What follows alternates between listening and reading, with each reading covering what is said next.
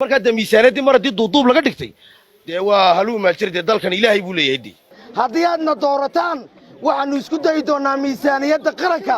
ee askarta lagu xidhiidhiyey inaannu ku dagaalanno in askarta loo kordhiyo oo carruurtiinnu ay sida carruuraha kale iskuulla fiican galaan ay sida carruuraha kale waxbarasho fiican helaan ay sida carruuraha kale nolol caadi helaan baannu u sheegaynaa dumarka askartu qabaan iyo carruurtooda anigu kororsimaa ciidanka waan diidanahay in kor loo qaado 20% loo kordhiyo duuniya ma tiidi lagu daro si 50% u noqdo waxaan idinka codsanayaa ma noqon doono nin la halaabo codkiina ma noqon doono mid la luma masiirkiina ma noqon doono mid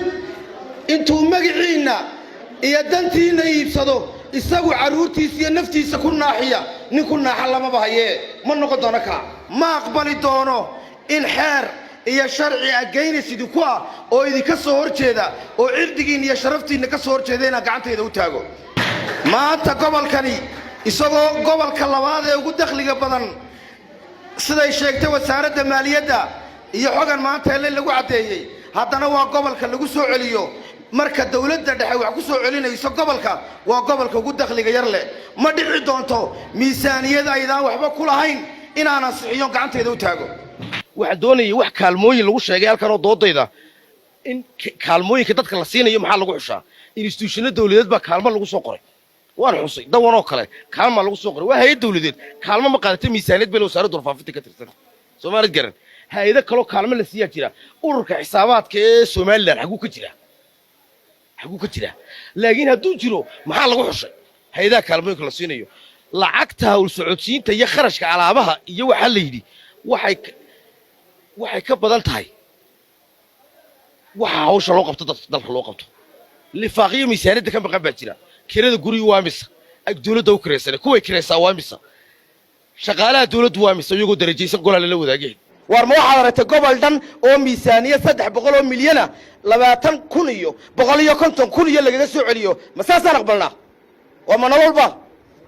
inagoo kaliya ma qabnay dad kala qaba kuwaana waynu gurmanaynaa maanta kuraasida dalka uu lama kala qaadanin waxa la kala qaatay mashaariicdii dalka iyo lacagtii dalka soo baxda ayaa cid gaar maxaa la yiraahdaa loogu raray loogu dhisay loogu qalay xoolaha oo cashuurtii qarankana aan lagu soo darin lacagta cashuurta laga qaado maxaa la yiraahdaa dhoofinta ay dalku dhoofinayo ciidiisii qaranku dhoofinayo meelaha qaar baa boqol noqday oo dhibaato noqday hantida la dhoofinayo deegaanka iyo environmentkii ay saameysay arrinta ciidda laga guriya lagu soo celiyana ama yaratay ma jirto marka waxaan u sheegayaa dawladda iyaga cadeyn doona sharciga ku bixiyeen iyaga cadeyn doona sababta dadkii deegaanka deganaa ee dalka qaybta lahaa inta rag kale laga dhoofiyo Hargeysa ay ciidda awdal taaliya sayla u dhoofinayaan kaligood sharciga si awoodda siisay baan weydiinaynaa waynu isku soo noqon doonaa anfaca golaha wakiilada yaalla qof kasta ma gaari karo laakiin waxa idin wada gaari kara hiilkayga idin wada gaaraya qof kasta la xumeeyay inaan wakiil u noqdo qof kasta la dulmay inaan wakiil u noqdo ayaa waajibkayga qaadanaya dadka kale intoodii qoraya waxaanu doonaynaa xildhibaanadii dila boon garbadadar sayla lughaya iyo boorama mashaariicda u qori lahaa baan doonaynaa waxaanu doonaynaa waraada ma cid naga dulqaad badan baa jirta soddonka sannadood ee Soomaaliland jirto waxaan ummadda kale lagu soo baa lagu sameeyay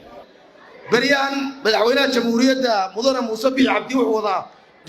ديكريتوينكا جوغ هوسا كطولا لا يرادا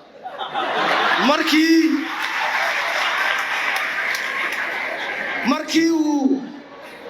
uu baashi qalinkiisu cadaalad darradii daahiliya shamista ahayd ka dhargay